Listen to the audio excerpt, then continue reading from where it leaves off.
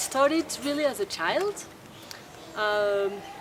My parents, they were not professional musicians, but they were music lovers, and they really wanted to share to us and to transmit everything they knew. So, of course, music was part of that. So, at the same time as I was starting to read French, I also learned to read the notes. You know, it was really like playful, and the rhythms, and to sing. And my dad would play a bit of guitar, and so that was first introduction to music.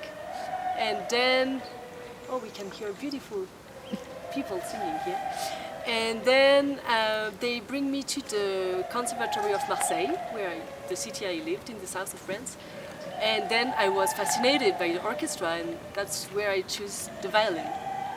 And when I got my very tiny violin, it became quite soon very serious, and like I understood it would be the thing of my life. Yes.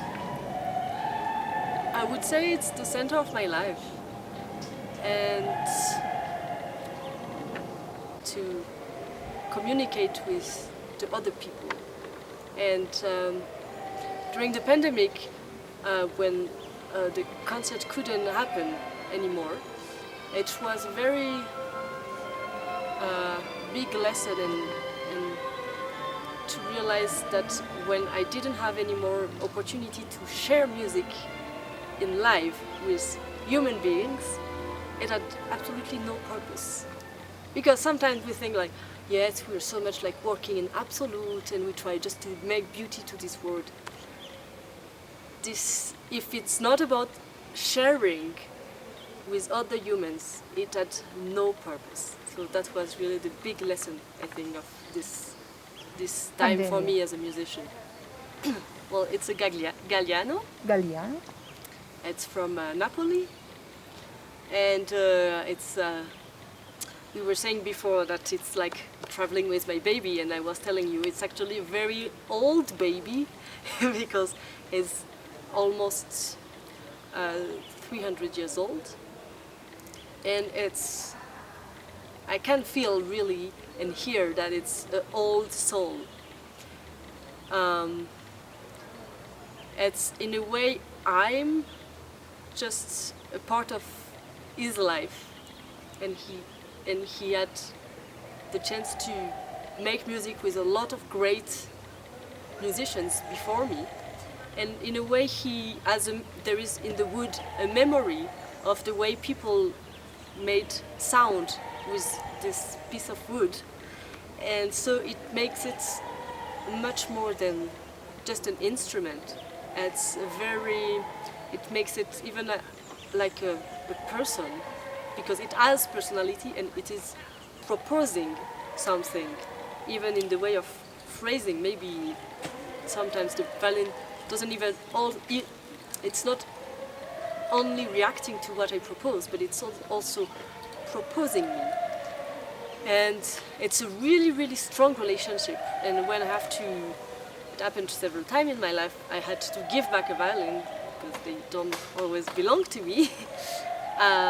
It's like a really hard breakup, like if I divorce to something, or a divorce to a part of mine, because the goal is really to make it as my, the vocal strings. Yeah. You know, so little by little we become really united, and I identify to the sound of the violin, and the violin also changes a bit with how I play on it. So it's really strong and really special. It's a special bond between you and the violin. Yeah. It's a huge joy to be back to Mexico. It's my third time in this country, and I've been really touched by the warmness of the audience, and also by how it's not something who is reserved to, like, let's say, the high class of society, but it's really brings everyone from the society united to a concert. And for me it's a big joy and a big relief to feel that I'm not talking to just one part of the society, but it's something that can unite it, really, the society.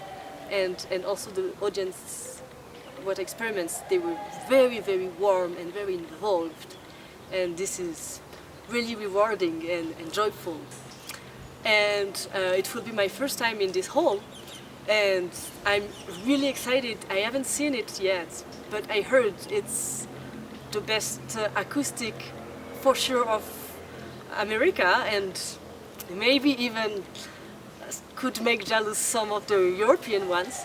So I'm very, very honored and very excited to try it and to play on it. And I've seen pictures already. It's really, really beautiful. I'm sure it would be even more special in live. And you know, as a musician, I always have special attention for the acoustics. So it's a great honor, and I'm really looking forward.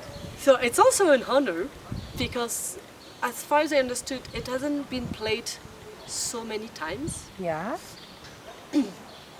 So for me it was a total discovery, and I guess for the audience and maybe even for the musicians of the orchestra it will also be a discovery. So it's always exciting to kind of bring back to life a piece like this. It's a very fun piece, I have to say. It's quite romantic. I could feel connection to like great pieces of the repertoire. For example, Tchaikovsky Concerto. The second movement for me is clearly a reference to that piece with this long lyric and a bit of melancholy also. This warm expression. There is even a bit of, in the first movement I found a bit of violin in this mix of romanticism, lyricism and virtuosity. The composer was a great violin player, and you can see he knows how to write for the violin and to make it also shine and bright. And the finale is probably my favorite ones, and I felt, well, there is a lot of also, I think, Mexican rhythms. And it reminded me of a piece that I played recently from a French composer who is Darius Milhaud, and it was called The Bœuf sur le Toit, who is inspired by a lot of Latinos rhythms, so it makes sense, but this one would be more original in a way. But there is a lot of humor, a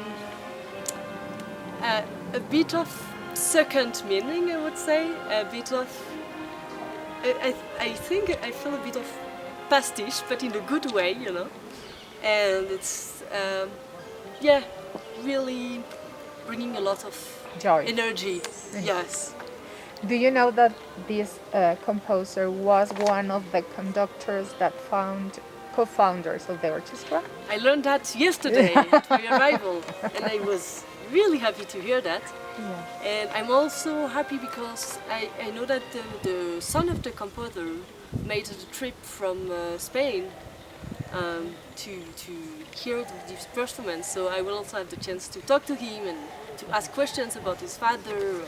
It's always interesting and nourishing to understand also the personality of the person who wrote the music. But I think I understand a lot from studying the music.